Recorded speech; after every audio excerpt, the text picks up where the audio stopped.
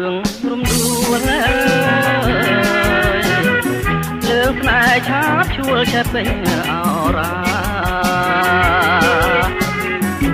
ថ្ងៃនេះបានយល់គាត់ក្លិនបុប្ផា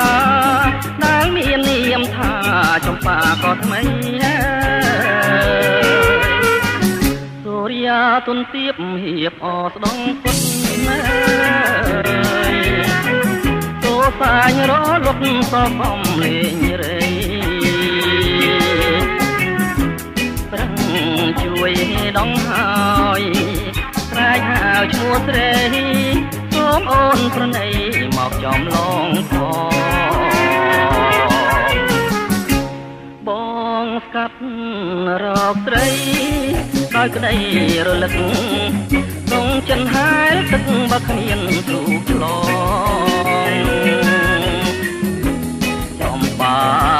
ស្រងថ្មីប្រណីបងផងសូមសួរបង្កងទុំរំខ្សែ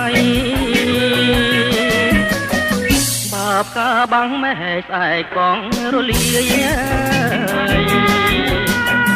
តាមក៏មិនស្ដាយស្និទ្ធមកភាំងក្តីកងកែវទាំងហូគាត់ភ្នោកវីចំបាក៏ថ្មីកំបំភ្លេចបង